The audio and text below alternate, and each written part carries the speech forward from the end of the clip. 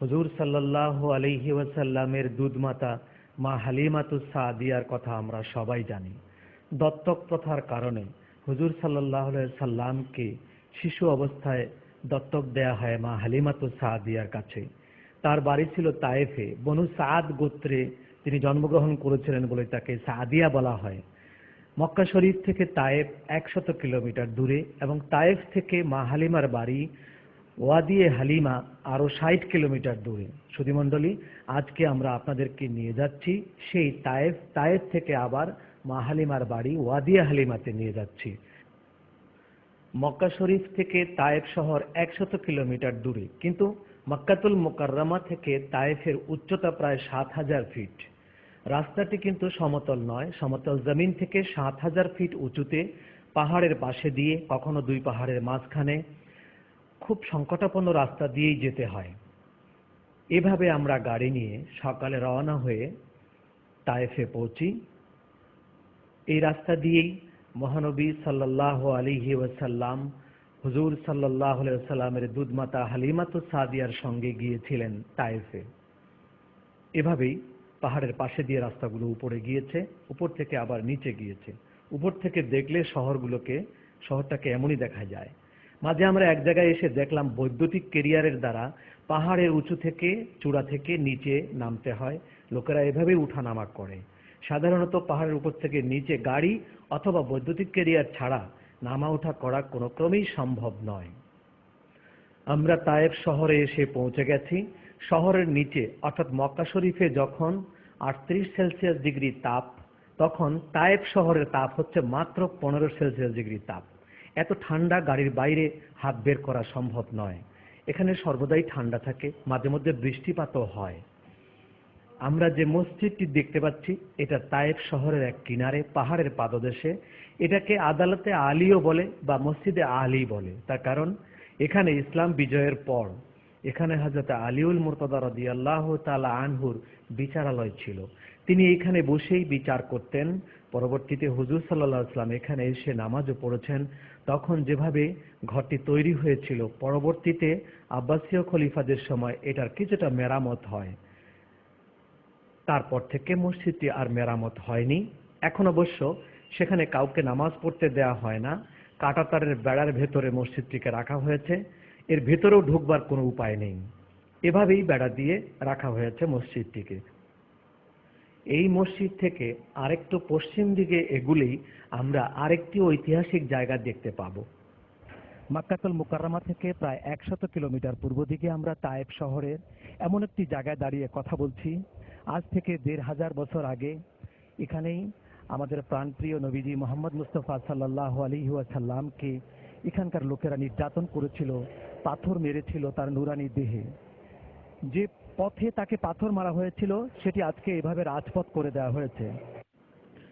যে ভবনটি আপনারা দেখতে পাচ্ছেন, এখানেই মহানবী সাল্লাল্লাহু আলাইহি ওয়াসাল্লাম হযরতে হালিমাতুস সাদিয়ার কাছ থেকে চলে যাবার পর পুনরায় আল্লাহর দ্বীন প্রচারের উদ্দেশ্যে বুক ভরা আশা নিয়ে আত্মীয় স্বজনের কাছে এখানে এসেই হুজুর সাল্লাল্লাহু আলাইহি ওয়াসাল্লাম আশ্রয় নিয়েছিলেন। এখানেই বসবাস শুরু করেছিলেন, যদিও ভবনটি তখন এরকম ছিল না। এখান থেকে হুজুর এই রাস্তা দিয়ে গিয়ে এই জায়গাটায় হুজুর ওযু করতেন। সামনে একটা মসজিদ রয়েছে, এটা ওযুর জায়গা। এখন নেট দিয়ে ঘিরে রাখা হয়েছে, লোহার নেট দিয়ে। যে মসজিদের আকার দেখতে পাচ্ছেন, এখানেই হুজুর সাল্লাল্লাহু আলাইহি ওয়াসাল্লাম নামাজ পড়তেন, মানুষদেরকে শান্তির দিকে আহ্বান করতেন, আল্লাহর দ্বীনের দিকে আহ্বান করার জন্য এই জায়গাটা বেছে নিয়েছিলেন পাহাড়ের নিচে। এখানেই হুজুর সাল্লাল্লাহু আলাইহি ওয়াসাল্লাম বসতেন। মসজিদের ছাদটি সেটি এখন এভাবেই রয়েছে, পুরনো অবস্থাতেই রয়েছে, এটার আর মেরামত করা হয়নি। মসজিদের সাথেই ছিল এটা একটা কূপ। এখান থেকে পানি উত্তোলন করে হুজুর সাল্লাল্লাহু আলাইহি সাল্লাম ওযু করতেন। এবং এই যে বেড়ার মাঝখানে নেটের মাঝে দেখতে পাচ্ছেন একটু সিঁড়ির মতো, এখানে হুজুর ওযু করতেন। এখান থেকে হুজুর আজান দিয়েছেন। আর যে বুড়ি হুজুর সাল্লাল্লাহু আলাইহি সাল্লামকে কাটা দিত আবু জেহেলের প্ররোচনায়, সে বুড়ির বাড়িটি হচ্ছে এই ভাঙ্গা বাড়িটি। এই ছাদটি দেখতে পাচ্ছেন ভাঙ্গা, পাথরগুলো। এই রাস্তা দিয়েই বুড়ি কাঁটা ছড়িয়ে দিয়ে রাখতেন।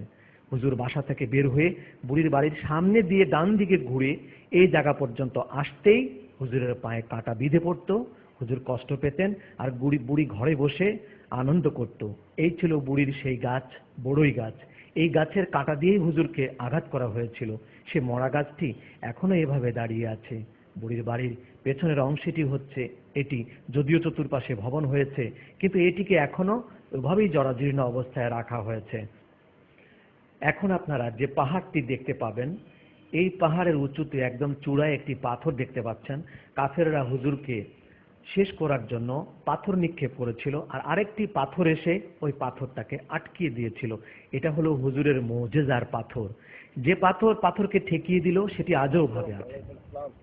আপনার কি নাম ভাই? আমার নাম মেসবাহ। আপনি এখানে কতদিন ধরে আছেন? আমি এখানে প্রায় 15 বছর যাবত আছি। আপনার দেশের বাড়ি কোথায়? আমার বাড়ি চট্টগ্রামের পাঁচলাইস্থানায়।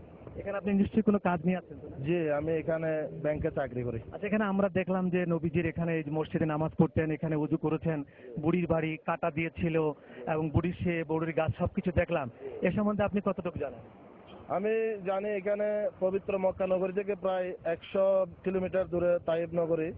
এখানে মথুরা নামক স্থানে আমাদের প্রিয় নবী হযরত মুহাম্মদ মুস্তাফা সাল্লাল্লাহু আলাইহি ইসলামের যে শৈশবের স্মৃতিগুলো বিজড়িত রয়েছে মথুরা নগরীতে। এখানে একটা মসজিদ আছে, উনি ওখানে নামাজ পড়াতেন, এবং যে রাস্তাটা আছে এখানে ওখান দিয়ে বুড়ি কাটা দিত, উনি যাতে নামাজ পড়ার জন্য ব্যাঘাত সৃষ্টি হতো।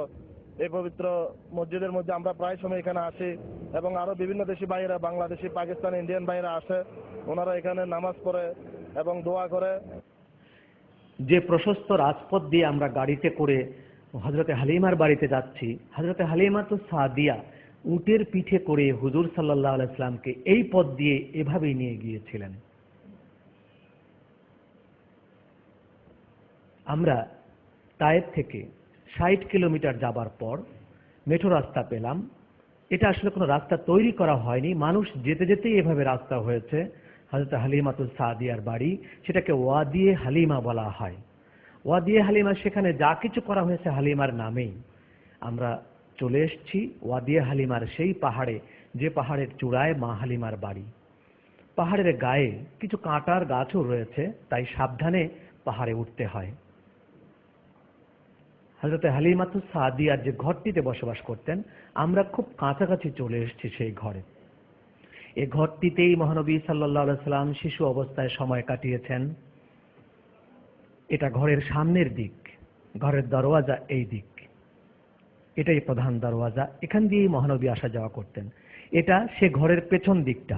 প্রিয় দর্শক, আমাকে যে ঘরটির দরজার সামনে দেখছেন, এটাই হলো আমার আপনার প্রাণের চেয়ে প্রিয় নবীজি মুহাম্মদ মুস্তাফা সাল্লাল্লাহু আলাইহি সাল্লামের শৈশবকালের থাকার ঘর। এখানেই হুজুর সাল্লাল্লাহু আলাইহি সাল্লাম তাঁর দুধমা হালিমাতুস সাদিয়ার সঙ্গে বসবাস করতেন।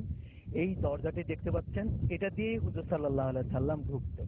চলুন দেখে আসি হালিমাতুস সাদিয়ার আত্মীয় স্বজনের ঘরগুলো, এবং সেই ময়দান, যে ময়দানে হুজুর সাল্লাল্লাহু আলাইহি সাল্লাম মেষপাল চড়িয়েছিলেন, কিভাবে এদের জীবনযাত্রা চলে, এসব কিছু আমরা দেখে আসি। আমরা ঘরের দরওয়াজায় চলে এসেছি এবং ঘরের ভেতরে প্রবেশ করছি।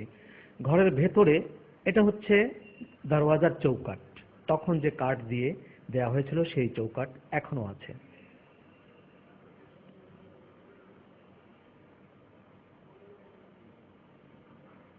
চৌকাঠের নিচ দিকে এটা। আমরা ঘরের ভেতরে প্রবেশ করেছি। আপনারা ভেন্টিলেটর দেখতে পাচ্ছেন। ভেতরে দুটো রুম মনে হচ্ছে, একটি প্রাচীর।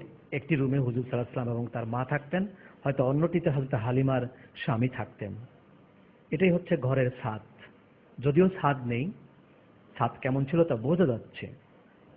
পাহাড়ের চূড়া থেকে পূর্ব দিকে 100 ফিট নিচে এখানেই হুজুর সাল্লাল্লাহু আলাইহি সাল্লামের সিনা চাক হয়েছিল।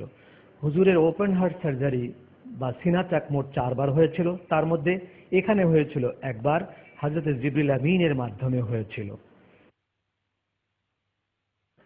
এই অঞ্চলের নাম ওয়াদিয়ে হালিমা। এখানকার একজন বালকের সাথে আমরা কথা বলছি। هذا يسمى البيت، وهذا وادي كله وادي حليم. هنا مضيعة الرسول صلى الله عليه وسلم، حليم السعدية. ছেলেটি বলল, এখানেই হুজুর সাল্লাল্লাহু আলাইহি ওয়াসাল্লাম ছিলেন। এই অঞ্চলের নাম ওয়াদিয়ে হালিমা। এখানকার আলো বাতাস এবং বৃষ্টি সবকিছু আমার কাছে বড় ভালো লাগে। كله بارد، كله مطر، كله هنا في ديوان حياة، كنت تعرف كله كلب حياة صعبة. মা হালিমাতুস সাদিয়ার ঘর থেকে একেবারেই পাহাড়ের পাদদেশে নিচে, সেখানে মা হালিমাতুস সাদিয়া তার বাবার সাথে বসবাস করতেন ছোটবেলায়। এই সেই ঘর, 3 কামরা বিশিষ্ট। দুটো বারান্দাও রয়েছে। এখানেই শৈশবকাল কাটিয়েছেন মা হালিমাতুস সাদিয়া। যেখানে এসেছি, যে দরওয়াজাটা আমাকে দেখছেন, এই ঘরটা, এটাই মা হালিমাতুস সাদিয়ার ঘর ছিল, কিন্তু তিনি তার বাবার সাথে এখানে থাকতেন। তার বাবার বাড়ি ছিল। এই ঘরটিতে দেখা যাচ্ছে 3টি রুম দেখা যাচ্ছে। এটি লম্বালম্বি একটি, এর মাথায় ওপাশে আরেকটি রয়েছে, পাশে আরেকটি রয়েছে, এবং আরেকটি বারান্দাও রয়েছে সামনে। এর নিচে আবার আরেকটু বারান্দা রয়েছে, সেখানে একটি গাছ রয়েছে, বাবলা গাছের এখনো রয়েছে। হিংস্র জীব জানোয়ারের আক্রমণ থেকে নিরাপদে রাখার জন্য বাচ্চাকে নিয়ে মা হালিমাতুস সাদিয়া পরবর্তীতে পাহাড়ের চূড়ায় এই ঘরটি বাঁধেন এবং সেখানেই হুজুর সাল্লাল্লাহু আলাইহি ওয়াসাল্লামকে নিয়ে থাকেন। তৎকালীন আরবের লোকদের উট, দুম্বা, মেষ, ছাগ এগুলো লালন পালন করাই ছিল জীবিকার প্রধান মাধ্যম। আর তাই হযরতে হালিমাতুস সাদিয়া রাদিয়াল্লাহু তাআলা আনহা তিনিও মেষ, ছাগ, দুম্বা ইত্যাদি লালন পালন করতেন, নিজে সেগুলোর খাবার জোগাড় করতেন, খাবার বিতরণ করতেন সেগুলোর মধ্যে। তার পাশাপাশি হুজুর সাল্লাল্লাহু আলাইহি সাল্লাম নিজেও হযরতে হালিমাতুস সাদিয়ার উট, দুম্বা এবং মেষ পাল চড়ানোর কাজে হুজুর সাল্লাল্লাহু আলাইহি সাল্লাম নিজেও অংশগ্রহণ করেছেন। বুক ভরা আবেগ নিয়ে ১৫০০ বছর পর গিয়ে আমরাও সেই দৃশ্য দেখতে পেলাম। আপনারা দেখতে পাচ্ছেন সে মাঠে এখনো দুম্বা, মেষ, ছাগ ইত্যাদি চড়ানো হয়ে থাকে। সেই মেষ পাল, সে আকাশ, সে বাতাস, সে রোদ, সেই জমিন এখনো আছে যার উপর দিয়ে মহানবী সাল্লাল্লাহু আলাইহি সাল্লাম বিচরণ করেছেন, হাঁটাচলা করেছেন। আত্মতৃপ্তির সাথে মা হালিমার বাড়ি দেখে বেদনা ভারাক্রান্ত হৃদয়ে ফিরে যাচ্ছি। জীবনে আর কখনো আসা হবে কি না তা আল্লাহই ভালো জানেন।